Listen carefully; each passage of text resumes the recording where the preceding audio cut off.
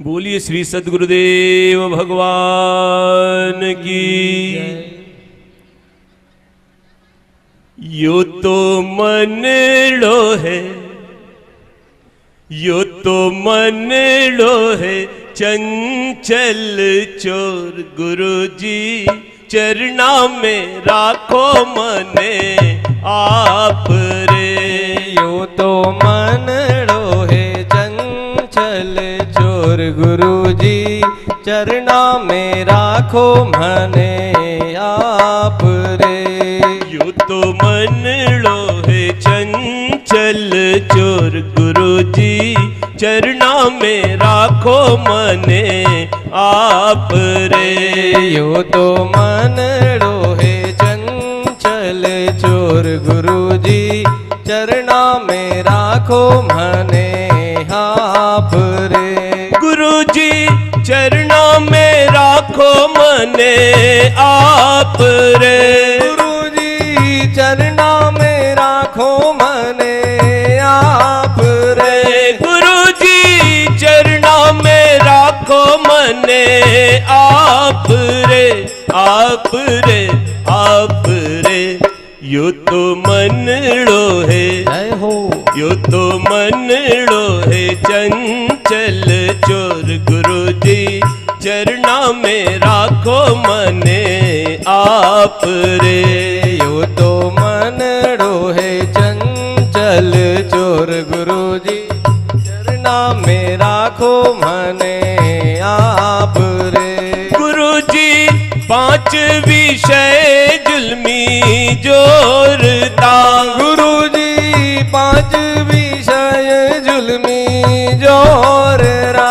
गुरुजी पांच विषय जुल्मी जोरता, जोरता, जोरता। ये तो चितड़े ने, जय हो। ये तो चितड़े ने लियो रे चुराए। गुरुजी चरना में राखो मने आप रे। यो तो मनड़ो है चंचल चोर। गुरुजी चरना में राखो मने आप रे। गुरुजी भवसागर में है भय घणो। गुरुजी भवसागर में भय घणो। गुरुजी भवसागर में है भय घणो, भय घणो, भय घणो। मैं तो किस विध, जय हो। मैं तो किस विध उतरूला पार। गुरुजी चरना में राखो मने आप रे। यो तो मनड़ो है चंचल चोर। गुरुजी चरना में राखो मने आप रे। गुरुजी कोई नहीं है मारो आसरो। गुरुजी कोई नहीं है मारो आसरो। गुरुजी कोई नहीं है मारो आसरो, आसरो, आसरो। म्हारे आप हो, जय हो। म्हारे आप हो मायड़ बाप। गुरुजी चरना में राखो मने आप रे। यो तो मनड़ो है चंचल चोर। गुरुजी चरना में राखो मने आप रे। गुरुजी मैं तो आयो हूँ शरणे आप री। गुरुजी मैं तो आयो हूँ शरणे आप री। गुरुजी मैं तो आयो हूँ शरणे आप री, आप री, आप री। म्हारे सिर पर, जय हो। म्हारे सिर पर धर दीजो हाथ। गुरुजी चरना में राखो मने आप रे। यो तो मनड़ो है चंचल चोर। गुरुजी चरना में राखो मने आप रे। गुरुजी शांतेश्वर रिया पीण दी। गुरुजी शांतेश्वर रिया विनती। गुरुजी शांतेश्वर बीनती बीनती माने बक सोनी जय हो माने बक सोनी आत्म ज्ञान गुरु जी चरणा में राखो मने आप रे। यो तो मन डोहे चंचल चोर गुरु जी चरणा में राखो मने आप रे। गुरु जी चरणा में राखो मने आप रे। गुरु जी चरणा में राखो मने आप रे। गुरु जी चरणा में राखो मने आप रे आप रे आप रे। यो तो मन लोहे जय हो यो तो मन लोहे चंचल चोर गुरु जी चरणा में राखो मने आप रे। यो तो मन डोहे चंचल चोर गुरु जी चरणा में राखो मने आप रे। जय श्री कृष्ण। गुरुदेव भगवान की जय। एक पर्स मिला है, कार्यालय में है, आप जिसका भी हो अपना परिचय दे करके वहाँ से प्राप्त कर लें। ऐसी सूचना कार्यालय से आई है। जय श्री कृष्ण। श्री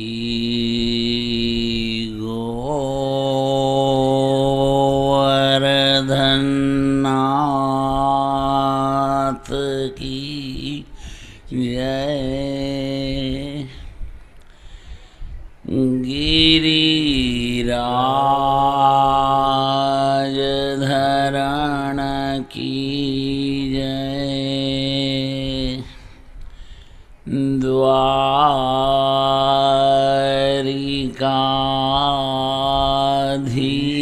द्वारिकाधीश की जय। श्री बालकृष्ण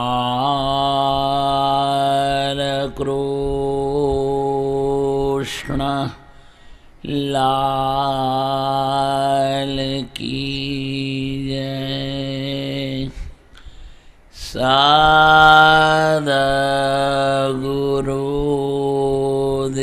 सद्गुरुदेव की जय।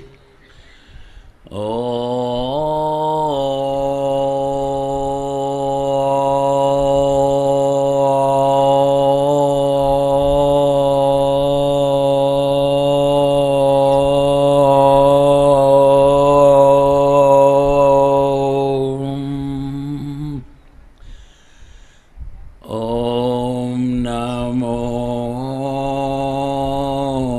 भगवते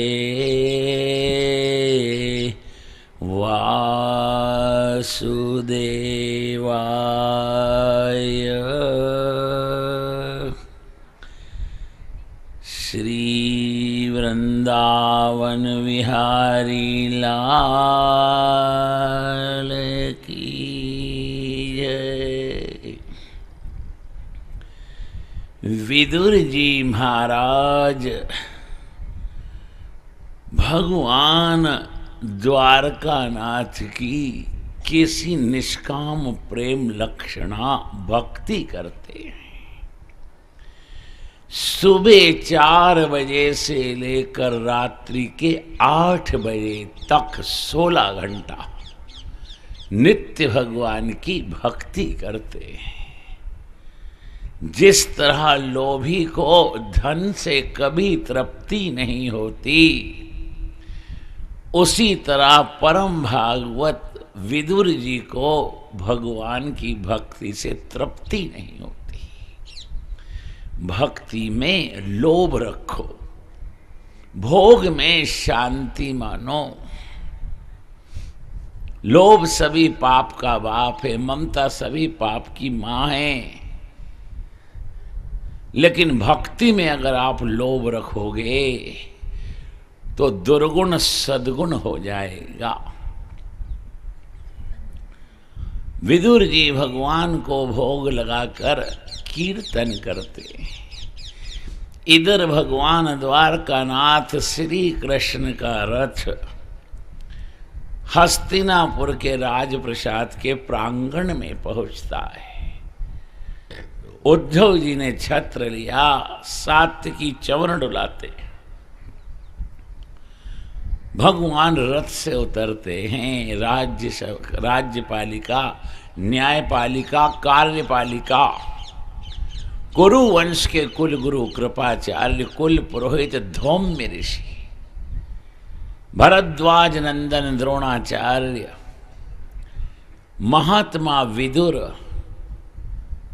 गंगानंदन भीष्म पितामह, कपटी शकुनी दुष्ट दुर्योधन, कर्ण दुशासन, इच्छा नहीं अनिच्छा से सब द्वार पर आते हैं।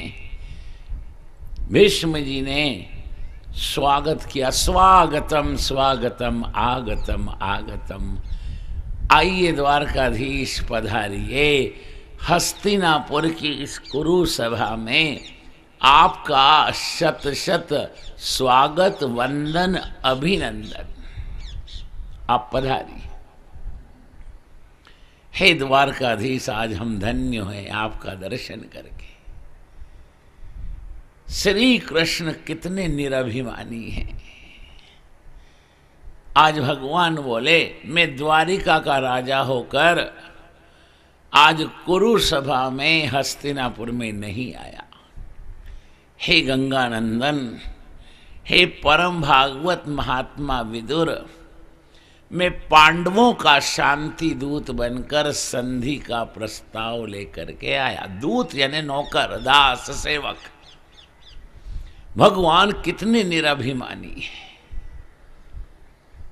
जो लक्ष्मी के पति, जो वैकुंठ के स्वामी हैं, जो अनंत ब्रह्मांडों के अधिपति हैं, आज वे भगवान द्वारकाधीश श्री कृष्ण क्या बोले, इसको सुनकर जीवन में उतारने लायक है, याद रखने लायक है। मैं पांडवों का दूत बनकर संधि का प्रस्ताव लेकर आपके चरणों में आया, मैं द्वारकाधीश होकर नहीं आया।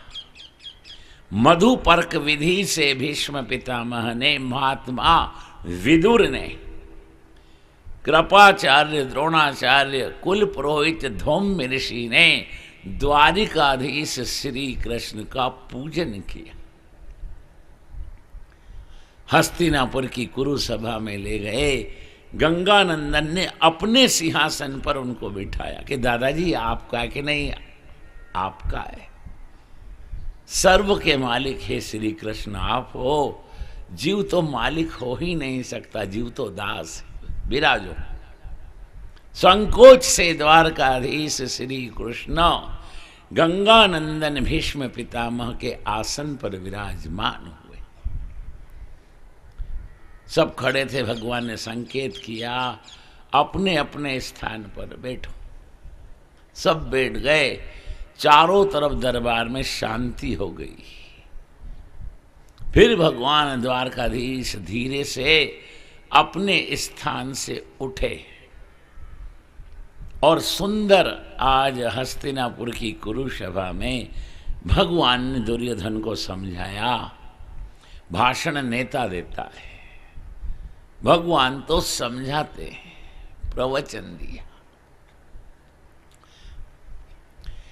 हे हस्तिनापुर नरेश, हे सार्वभौम चक्रवर्ती सम्राट, हे चंद्रवंश कुल तिलक, हे महाराज धृतराष्ट्र, मैं आपके आगे अब क्या कहूं। समझदार को इशारा काफी। ये पांचों पांडव आपके सहोदर यानी सगे भाई के पुत्र हैं। पांडु आपके सगे भाई और ये उनके पुत्र हैं, तो अपने पुत्र में और सहोदर के पुत्र में क्या अंतर है। हे महाराज, आपने जो भी इनके साथ किया है अपने पुत्रों के साथ मिलकर, मैं नहीं सारा भरतखंड जानता है। जो हुआ अब वो नहीं हुआ तो हो नहीं सकता, इसलिए उसकी मैं पुनरावृत्ति करना नहीं चाहता।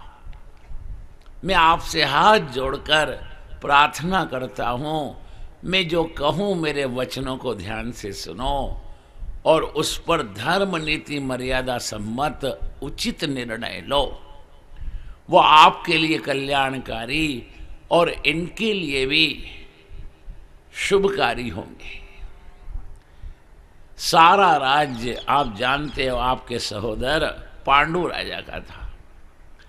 असमय उनका देह पूरा हो गया तो आपको इस गादी पर नाम मात्र के राजा के रूप में बिठाया, और इसीलिए बिठाया कि जब तक पांडु पुत्र लायक नहीं होते इस राजकाज की बागडोर को संभालने, तब तक नाम मात्र के राजा के रूप में आप गादी पर बने रहोगे और राजकाज का सारा कार्य गंगानंदन भीष्म पितामह देखेंगे। फिर पांडु पुत्र बड़े हुए, आपसे सबने प्रार्थना की। आपने पांडवों पर पुत्र भाव नहीं रखा, आपने भेद किया। आपके पुत्रों ने उनको अपने राज्य काज के मार्ग में कंटक समझा और उनको मारने के क्या क्या प्रयत्न किए आप सब जानते हो।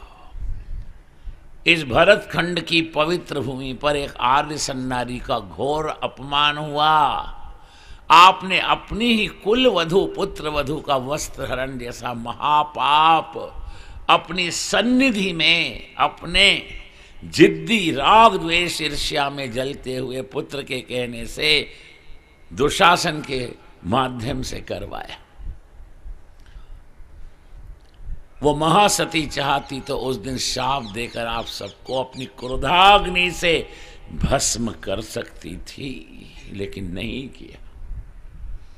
आप क्या समझते हो, उस समय में इस दरबार में नहीं था, मैंने एक एक को देखा, सब मौन रहे। मौनम स्वीकृति लक्षणम, जिसने भी मौन रखकर इस कुकर्म में दुर्योधन का, कपटी दुशासन का, पापी शकुनी का साथ दिया, वो सब दंड के अधिकारी हैं। मैंने एक एक को देखा। क्या मैं यहां नहीं था? पर मेरे घर देर है अंधेर नहीं है। जीव कर्म करने में स्वतंत्र है, कर्म का फल भोगने में परतंत्र है। खैर जो हुआ सो हुआ। अब मेरी प्रार्थना है, ये सारा राज्य पांडु पुत्रों का है, ये सारा राज्य इनको दो। अगर सारा देने में आपको कुछ आपत्ति हो तो अर्धा राज इनको दो। अर्धा राज देने में भी आपको आपके पुत्रों को अगर अनुचित लगता है, उचित नहीं लगता है, देना नहीं चाहते, तो 5 गांव इनको दे दो, ताकि ये अपना शेष जीवन का निर्वाह 5 गांवों को लेकर ही शांति से भगवान शंकर की आराधना करते हुए अपने जीवन को व्यतीत कर लेंगे। अगर आपने अपने सहोदर भाई पांडु के पुत्रों के साथ न्याय नहीं किया तो याद रखना,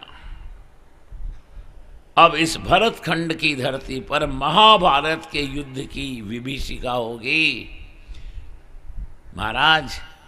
और उस युद्ध में लाखों नहीं करोड़ों वीर गति को प्राप्त होंगे। ये धरती निर्दोष वीरों के रक्त से दूषित हो जाएगी। उस युद्ध में हजारों वीर गति को प्राप्त होंगे। हजारों बहनों की मांग का सिंदूर उजड़ जाएगा। हजारों माताएं अनाथ हो जाएंगी, बच्चे अनाथ हो जाएंगे। वो सारा का सारा उत्तरदायित्व तुम्हारे माथे पर आएगा महाराज। युद्ध में अनेक वीर मारे जाएंगे। इससे फिर जाति संकर से वर्ण संकर, वर्ण संकर से पापी प्रजा होगी, जो दुराचार, अनाचार, पापाचार, अत्याचार, व्यभिचार करेगी और उस पाप से धरती रसातल के जाने की तैयारी करेगी। अनेक दैविक प्राकृतिक प्रकोप होंगे। आपका लोक परलोक दोनों बिगड़ जाएगा। आपके पूर्वजों की कीर्ति पर कालिख पुत जाएगी। आप इस तरह से अनदेखी मत करो महाराज। अपने सहोदर के भाइयों के साथ न्याय करो। मेरी तो आपको यही सलाह है कि इनको अर्धा राज दो, अर्धा नहीं तो 5 गांव दे दो। अहंकार के बिना पाप नहीं होता। दुर्योधन अपने सिंहासन से उठकर खड़ा हुआ, आज मालिक को जली कटी सुनाता है। भीख मांगने से राज मिलता है। पांडवों के बाजुओं में अगर ताकत हो तो रणांगण में आकर हमसे युद्ध करें, हमको युद्ध में हरा दें, तो 7 द्वीप 63 खंड की धरती पर एक छत्र राज्य करे। अगर उनके बाजुओं में ताकत ना हो तो 12 वर्ष वन में रहकर आए हैं, अच्छा अभ्यास है उनको। अभी वन में जो नदियां हैं उनमें भरपूर जल है, वन के अंदर जो वृक्ष हैं उनमें अभी भरपूर फल लगते हैं। वो अपना शेष जीवन वृक्षों से फल और नदियों से जल लेकर खा पीकर अपने जीवन का निर्वाह करके परलोक को संवारे। भीख मांगने से राज मिलता है। मैं सुई की नोक के बराबर भी पांडवों को भूमि नहीं दूंगा। दुर्योधन भगवान का अपमान करता है ऐसे अनर्गल शब्द बोलकर।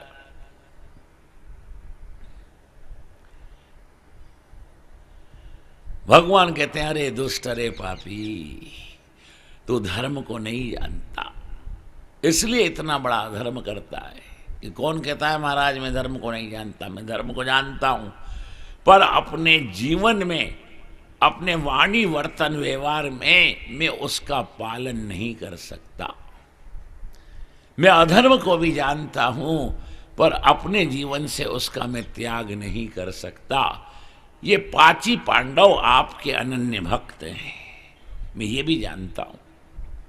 इनमें सभी सद्गुणों का समन्वय है और आपकी पूरी पूरी कृपा नहीं, अनुग्रह इनके ऊपर है। लेकिन फिर भी इनको सताने में मेरे को सुख मिलता है। इस सारे जगत को, ब्रह्मांड को चलाने के लिए कोई एक देव है। वो देव जिसको जैसी जैसी प्रेरणा देता है, इस सृष्टि के सभी प्राणी उस प्रेरणा के अनुसार अपने अपने कर्मों को करते हुए अपने अपने जीवन का निर्वाह करते हैं। मैं अधर्म का त्याग नहीं कर सकता। आप मुझसे क्या कहते हो कि तू कुछ नहीं जानता? महाभारत का ये कूट श्लोक है। हर 100 श्लोक के बाद व्यास जी कूट श्लोक लिखते हैं। महाभारत पर दक्षिण भारत में नीलकंठ भट्ट हो गए, उन्होंने टीका लिखी। इस श्लोक की व्याख्या लिखने में उनको बहुत त्रास हुआ कि क्या लिखूं। दुर्योधन बोलता है, मैं धर्म को जानता हूं, पालन नहीं कर सकता, जीवन में उसको अंगीकार नहीं कर सकता। मैं अधर्म को जानता हूं, उसको त्याग नहीं कर सकता। दुर्योधन ये कूट श्लोक बोला है, जानामि धर्मम न च में प्रवृत्ति, जानामि अधर्मम न च में निवृत्ति, केनापि देवेन हृदय स्थितेन यथा नियुक्तो तथा करोमि। कोई देव, कोई ऐसी शक्ति है जो सारे ब्रह्मांड का जगत का संचालन करती है, वो मुझे पांडवों को सताने की प्रेरणा देती है, इसलिए मैं सताता हूं, मेरे को सुख होता है। भगवान कहते हैं, अरे पापी, मेरे इस ब्रह्मांड में ऐसी कौन सी शक्ति, ऐसा कौन सा देव हो गया जो तेरे को अनाचार, दुराचार, स्वेच्छाचार करने की प्रेरणा देता है? अरे पापी, अनेक जन्म के पाप के संस्कार तेरे अंतःकरण पर जैसे सर्प धन पर कुंडली मारकर बैठता है, वो पाप के संस्कार तेरे अंतःकरण पर कुंडली मार करके बैठे हैं। वो पाप के पुराने संस्कार तेरे को नवीन पाप करने की प्रेरणा देते हैं। कोई देव के, कोई शक्ति तेरे को प्रेरणा नहीं देती। अरे पापी, तू याद रख, जो पांडवों का शत्रु वो मेरा शत्रु, जो पांडवों से कपट करता है वो मुझसे कपट करता है। अरे दुर्योधन, ध्यान रख, ये 5 पांडव मेरे 5 प्राण हैं। ये 5 पांडव नहीं, मेरे 5 प्राण हैं। तूने इनको बहुत सताया, बहुत त्रास दिया, अब मैं तेरे को रणांगण में जीवित नहीं छोड़ूंगा, अब मैं तेरे को मार डालूंगा। दुर्योधन ने उनको नजरबंद करने की योजना भी बनाई। भगवान तो अंतर्यामी जान गए। उस समय कुरु सभा में, हस्तिनापुर के राज प्रसाद में भगवान द्वारकाधीश श्री कृष्ण ने काल रूप प्रकट किया। 100 करोड़ यमराज से भी भयंकर भगवान है। गीता जी के 10वें अध्याय के विभूति योग में भगवान ने क्या कहा? अर्जुन, दंडधारियों में यम में हूं। यम यानी भयंकर। ध्यान दो, भगवान ने काल रूप प्रकट किया। भगवान को काल रूप देखकर सबके पैरों के नीचे से जमीन खसक गई। कोई मूर्छा में पड़ गया, कोई बेहोश हो गया, कोई वहां से सभा छोड़कर भाग गया। परमात्मा के उस काल रूप का दर्शन केवल गंगानंदन भीष्म पितामह और महात्मा भीष्म पितामह ने देखा। कृपाचार्य द्रोणाचार्य भी भगवान के काल रूप को नहीं देख पाए। गंगानंदन समझ गए, जिसके भ्रुकुटी टेढ़ी कर लेने मात्र से सातों सागर उगलने लगते हैं। जो संकल्प मात्र करते हैं जगत में महाप्रलय हो जाता है। तब गंगानंदन ने भयंकर क्रोध किया। अरे मूर्ख, तू जिस तरह बच्चा आग से खेले और जले, उसी तरह क्या इन द्वारकाधीश को तूने एक संसारी वीर योद्धा या क्या मान रखा है? ये 3 लोग 14 भुवन के नाथ, ये काल के काल, ये वेद प्रतिपादित परब्रह्म परमात्मा नारायण है। अरे हस्तिनापुर नरेश, अरे धृतराष्ट्र, इस वाचाल, इस आताताई, इस पापी पुत्र को संभालो, समझाओ, नहीं तो अभी इसका काम तमाम हो जाएगा। ये भगवान के संग अपमान करके चुनौती दे रहा है, ये कहीं का नहीं रहेगा। धृतराष्ट्र भयभीत हो गया, डर गया। दुर्योधन को डांटा, अरे मूर्ख, ये क्या करता है? तू तो शिष्टाचार की सीमाओं को भी लांघ गया। क्या तू बड़े छोटों का कायदा करना भी भूल गया? धृतराष्ट्र ने दुर्योधन को धिक्कारा। फिर तो धृतराष्ट्र अपने आसन से उठा, 2 सेवकों का सहारा लिया और चलता हुआ वो भगवान द्वारकाधीश के पास आया, उनका हाथ पकड़ा, धीरे से बोला, ये भाई भाई का झगड़ा है, आपस में निपटेंगे, आप इस प्रपंच में क्यों पड़ते हो? मध्याह्न काल का समय हो गया, मैंने सुना है आप नित्य द्वारिका में 56 भोग 36 व्यंजन आरोगते हो। वो सारी की सारी सामग्री मैंने हस्तिनापुर में आपके आरोगने के लिए सिद्ध कराई। चलो हम सब प्रसादी लें, ये भाई भाई की झंझट भाई भाई आपस में निपटाएंगे। धृतराष्ट्र ने धूर्तता की। भगवान ने धृतराष्ट्र का हाथ झटक कर एकदम अपना हाथ छुड़ा लिया। अरे पापी, इस अधर्म, अनीति और पाप के वातावरण में मेरे को श्वास लेने में भी दम घुट रहा है, तू खाने की बात करता है। अगर एक चिल्लू पानी भी मैं तेरे इस राज प्रसाद में पी लूं तो मेरी भी बुद्धि कदाच दूषित हो जाएगी। मुझे तेरे यहाँ ना खाना ना पीना। भगवान ने लंबी लंबी सांस लेते, लंबे लंबे डग भरते कुरु सभा का, हस्तिनापुर के राजसभा का त्याग कर दिया। पीछे कृपाचार्य दौड़े, आप मेरे आश्रम पर चलो कि नहीं। धर्म की सूक्ष्मता और कर्म की गहनता को हे शतानंद नंदन, हे गौतम कुल तिलक कृपाचार्य आप जानते हो, और फिर भी अधर्म के पक्ष में खड़े हो। धर्म से लड़ने के लिए मैं आपके आश्रम पर नहीं जाऊंगा। भरद्वाज नंदन द्रोणाचार्य खड़े हैं, आप मेरे आश्रम पर चलो कि नहीं।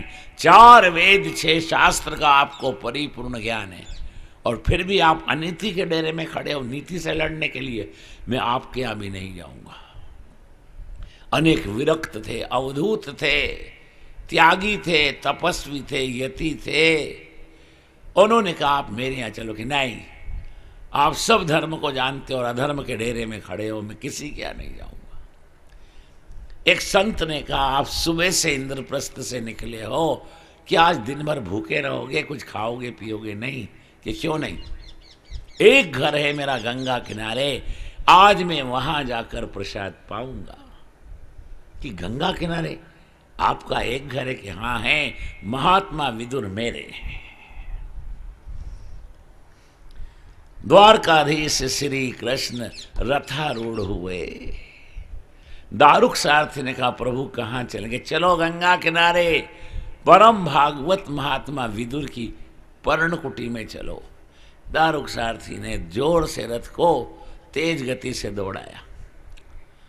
2 घड़ी में रथ हस्तिनापुर के राजप्रसाद से गंगा किनारे महात्मा विदुर की पर्णकुटी के पास आया। भगवान ने उद्धव सात्यकी दारुक सारथी को कहा, आप यहीं रहो, मैं विदुर जी को कृतार्थ करके आता हूं। भगवान रथ से उतरे और धरती पर अपने चरण कमल पधराते हुए महात्मा विदुर की पर्णकुटी के पास आए।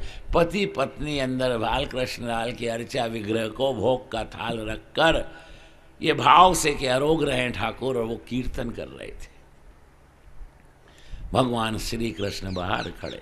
इनकी कीर्तन भक्ति में अगर मैं विक्षेप करूं तो मेरे को पाप लगेगा। परमात्मा पाप के लिए सोचते हैं। एक कलयुग का पढ़ा लिखा आजकल का नौजवान न तो परमात्मा से डरता है न पाप से डरता है। भगवान पाप का ध्यान करके खड़े हैं। 2.5 घड़ी भगवान खड़े रहे, 1 घंटा। मैं इनके कीर्तन भक्ति में विक्षेप न करूं। फिर तो भगवान ने कहा, मैं दिन भर भी खड़ा रहूंगा तो इनका आज कीर्तन बंद नहीं होगा। इनको तो कीर्तन में समाधि लग गई। भगवान अपने चरण कमल को आगे पधराते हुए महात्मा विदुर की पर्णकुटी के पास आए। द्वार बंद था। आज साकल जो लटकी हुई थी उसको उठाया और भगवान ने द्वार पर दस्तक दी। टक टक टक टक टक टक टक टक टक। विदुर पत्नी तो ध्यानस्थ थी, जोर जोर से ताली बजाकर कीर्तन करती थी। आज विदुर जी के कान में दस्तक की आवाज आई। अनमने मन से विदुर जी उठे, ध्यान लगा रहे थे द्वारकाधीश के स्वरूप का। ज्ञान के अनुसार ध्यान करते करते कीर्तन करते थे। विदुर जी अपने स्थान से उठकर चले। आज पर्णकुटी के द्वार पर आए। बंद द्वार को विदुर जी ने खोला। आंखें फटी की फटी रह गई। 3 लोक 14 भुवन के नाथ द्वारकाधीश खड़े हैं। बोलिए द्वारिकाधीश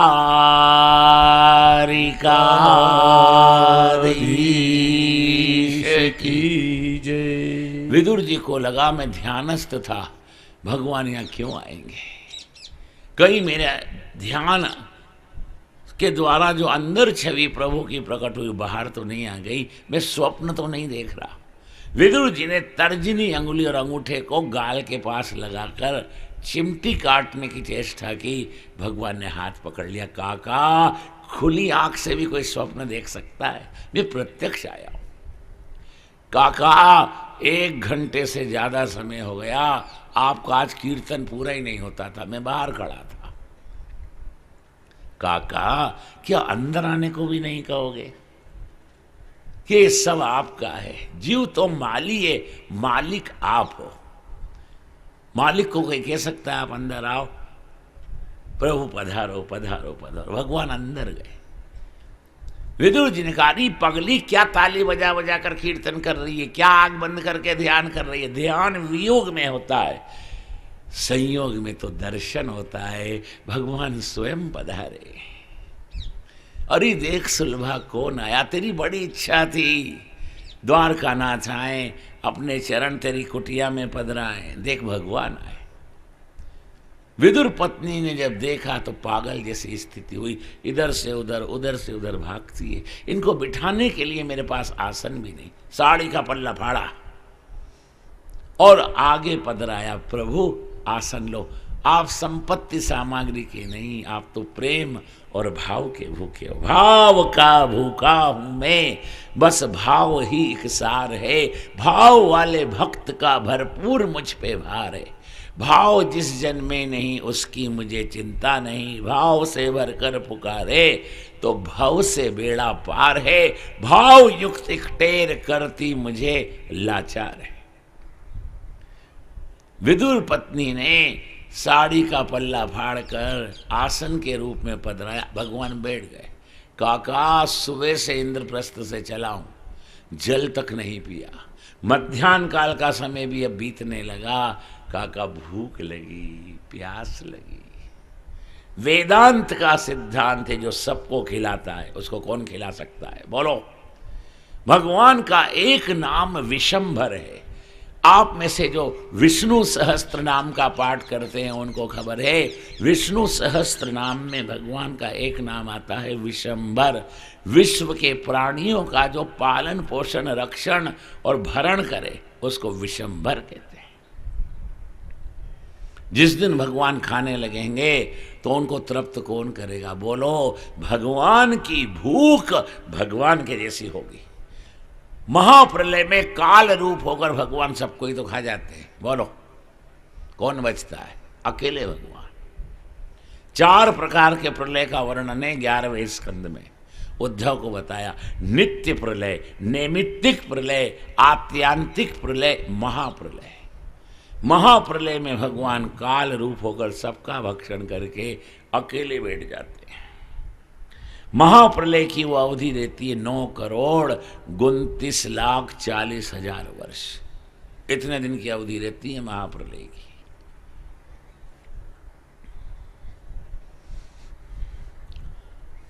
पर भक्तों की निष्काम प्रेम लक्षणा भक्ति भगवान में भूख प्यास को प्रकट करती है। जहां अतिशय प्रेम हो वहां आप भी मांग कर खाते हो। जहाँ कम प्रेम है और कोई देता है आप ना बोलते हो कि नहीं मैं सब खा पी के आया हूँ। जहाँ अतिशय प्रेम हो वहाँ कोई गाली भी दे तो अच्छा लगता है। जहाँ अतिशय प्रेम हो और वहाँ कोई सम्मान करे तो आपको अपमान जैसा लगता है। ये फॉर्मेलिटी मेरे संग निभाते हो, ये औपचारिकता मेरे साथ, मैं तो आपका अपना हूँ। गोपी प्रेम की ध्वजा है, श्री कृष्ण प्रेमा अवतार है। कभी कभी प्रेम की ध्वजा गोपी, भक्ति संप्रदाय की आचार्य गोपी भगवान को प्रेम से गाली बकती, भगवान हंसते हैं। गोपी बोलती माखन चोर।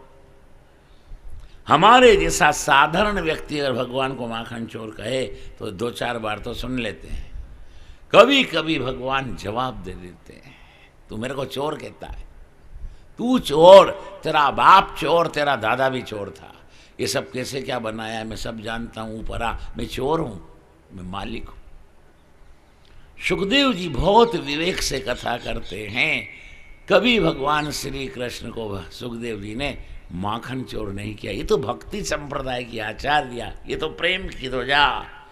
गोपी भगवान को कभी कभी प्रेम से गाली देती है। काका सुबह से चला हूं, भूख लगी। अब विदुर जी का हृदय भर गया, सुलभा जी के नेत्रों से अश्रुपात होने लगा। 56 भोग 36 व्यंजन रोकते हैं द्वारिका में। कहाँ वो द्वारिका का भोग और कहाँ ये सूखे बाजरे के टिक्कड़ जिसमें घी तक नहीं, और ये चोलाई की साग केवल जिसमें राम रस। भगवान ने कहा मैं तो इनसे मांगता हूँ, ये सब मेरा ही तो है, इनसे पूछने की क्या जरूरत। भोग का थाल जो बाल कृष्ण लाल के सन्मुख रखा था भगवान ने खींच लिया और गोदी में रखा। बाजरे के टिक्कड़ उसके कोल बनाए और चोलाई की भाजी के साथ भगवान प्रत्यक्ष आरोगने लगे।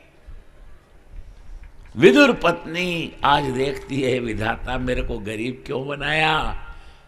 मैं अगर श्रीमंत होती तो आज भगवान को मधुर मधुर मेवा मधुर मधुर प्रसादी करके पवाती। आज रोने लगी। भगवान उस सामग्री को बखान करके खाते हैं। अरे काका कितने भाग्यवान हो, ये मेरी काकी के हाथ की सामग्री है। ऐसी सामग्री तो रुक्मणी को भी बनाना नहीं आती। जो स्वाद काकी की सामग्री में है ऐसी सामग्री तो सत्यभामा की सामग्री में भी स्वाद नहीं। काका मुझे तो ऐसा लगता है मेरी काकी अन्नपूर्णा माँ का अवतार है। जीव जीव की प्रशंसा करता है, वो झूठी। या तो आपका घोर शत्रु प्रशंसा करे या परमात्मा प्रशंसा करे, वो सच्ची। ध्यान दो। आज भगवान विदुर पत्नी सुलभा मैया की प्रशंसा करते हैं। काका लगता है मेरी काकी अन्नपूर्णा माँ का अवतार है। आज तक ऐसी मधुर सामग्री मैंने कभी नहीं खाई। बखान कर करके खाते हैं। शबरी के बेरों को बखान कर करके खाया। सोचो स्वाद सामग्री में है कि प्रेम में है? बोलो।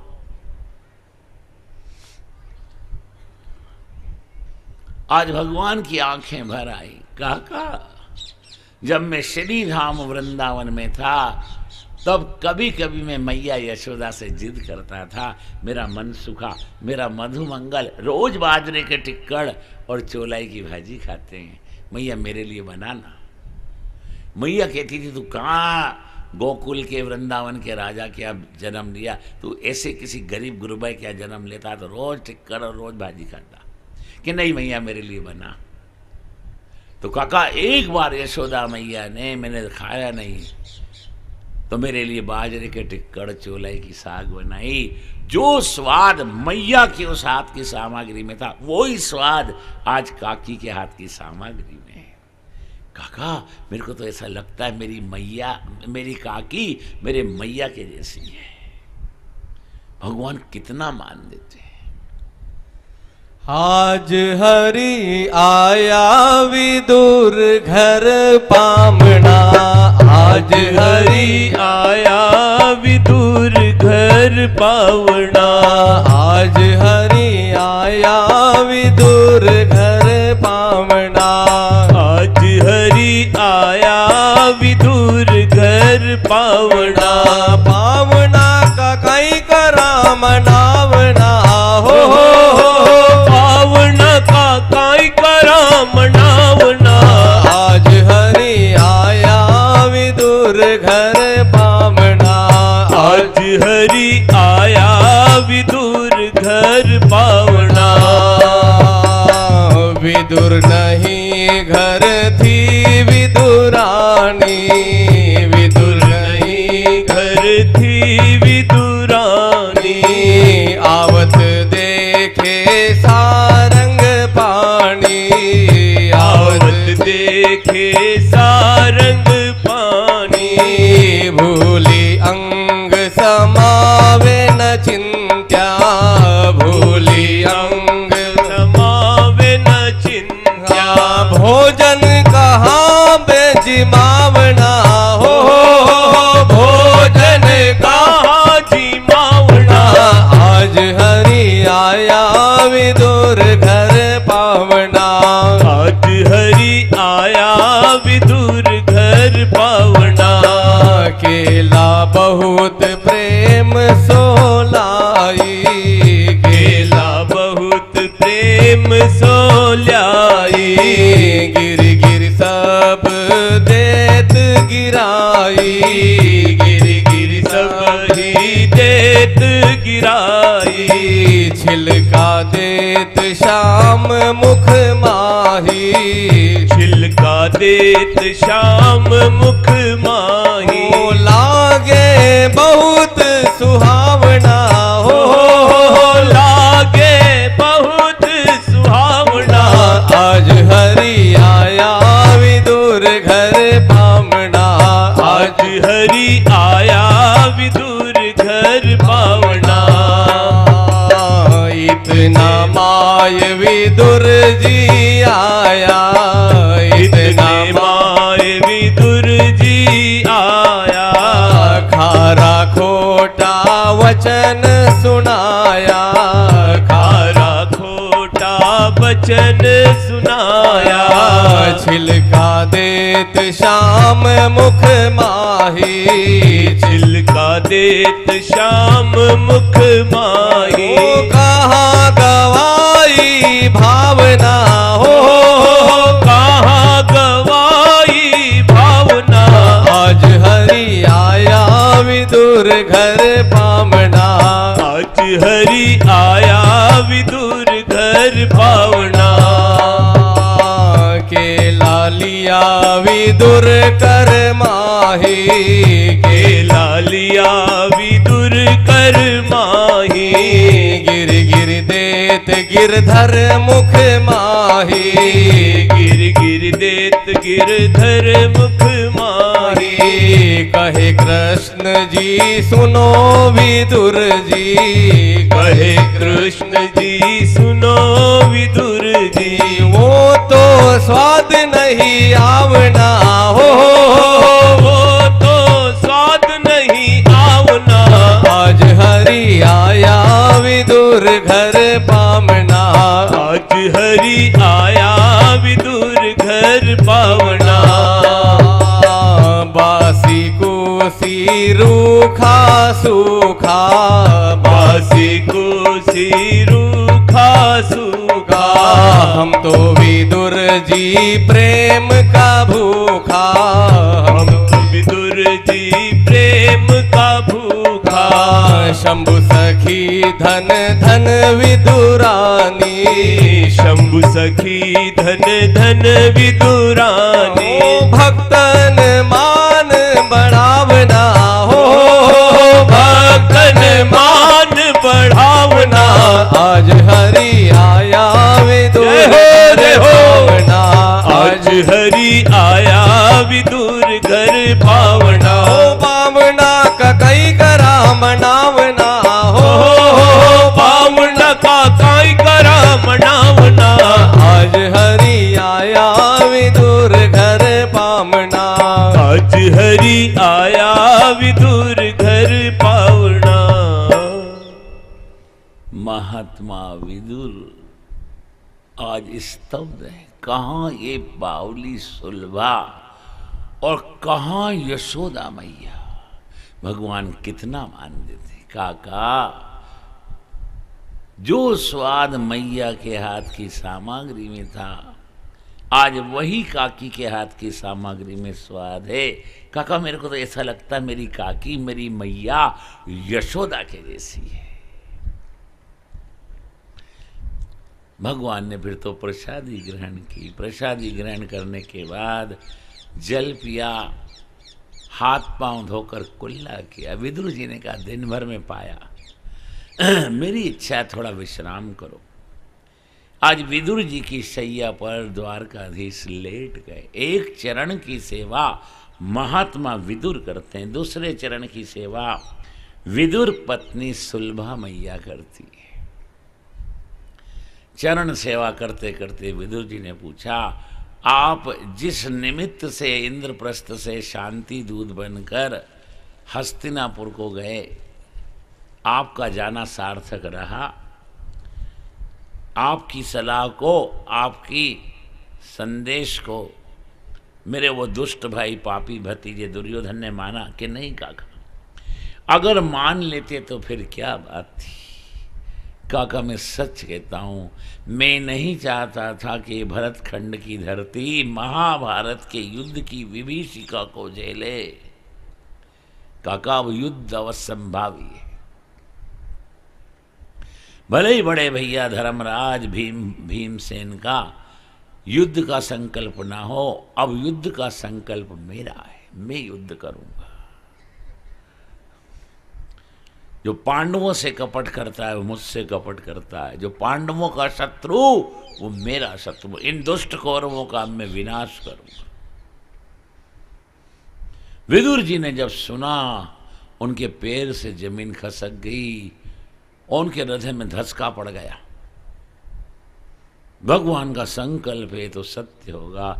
विष्णु सहस्त्र नाम में एक नाम भगवान का आता है सत्य संकल्प। ध्यान दो, इनने जो संकल्प किया वो सत्य होगा। काका, पलक पावड़े बिछाकर इंद्रप्रस्थ में बड़े भैया धर्मराज और भीम भैया मेरा रास्ता देखते होंगे, मेरे को जाना है। काका, इतना अच्छा लगा इस पर्णकुटी में आपके साथ रहते हुए। अब जब भी मेरे को समय की अनुकूलता होगी, मैं 7-8 दिन आपके साथ रहूंगा। रोज गंगा स्नान होगा, काकी के हाथ की ऐसी मधुर सामग्री अरोगने को मिलेगी, आपके साथ चर्चा वार्ता का मौका मिलेगा। काका, मेरे को जाने दो। भगवान उठकर खड़े हुए, जल पिएंगे कि नहीं? अभी तो पिया। भगवान विदुर जी की पर्णकुटी में से बाहर निकले। विदुर और विदुर पत्नी थोड़ी दूर छोड़ने को जाते हैं कि काका, अब मैं चला जाऊंगा। आपने सुबह से कुछ नहीं खाया और सायंकाल का समय होने वाला है, अब आप प्रेम से प्रसादी लो। भगवान ने वहीं से उनको लौटाया। विदुर जी पत्नी के साथ पर्णकुटी में आए। आज विदुर पत्नी अपने भाग्य की सराहना करने लगी। आज हमें ठाकुर का अधरामृत रोगने को मिलेगा। भगवान ने पर्णकुटी में चरण पधराकर मेरी मनोकामना पूर्ण कर दी। हे स्वामी, अब जीवन पर्यंत में इस पर्णकुटी को छोड़कर कहीं नहीं जाऊंगी, ये भगवान का धाम है। इस भाव से मैं जीवन के अंतिम दिन, अंतिम श्वास तक यहीं भगवान का भजन करूंगी। मेरी मनोकामना भगवान ने पूर्ण कर दी। सुखदेव महामुनि आचार्य वर्णन करते हैं, राजन श्रवण करो। इधर रथ पर बैठकर शीघ्र शीघ्र रथ को दौड़ाते हुए दारुक सारथी इंद्रप्रस्थ में प्रवेश करते। खड़े थे पांचों पांडव। धर्मराज ने कहा है, द्वारकानाथ क्या हुआ कि भैया बात बनाने गया था पर बात बिगड़ गई। ये दुष्ट अब बातों से नहीं मानेंगे, इनका तो सर्वनाश निश्चित है। बड़े भैया अब युद्ध अवश्यंभावी, चलो हम सब मिलकर अब युद्ध की तैयारी करते हैं। उदास हो गए धर्मराज। युद्ध में वो भी हारता है जिसकी जीत होती है। ध्यान दो, जो हारता है वो तो हारता ही है, जो जीतता है उसका भी तो नरसंहार होता है, उसके पक्ष के लोग भी मारे जाते हैं। धन का नाश, समय का नाश, जन का नाश।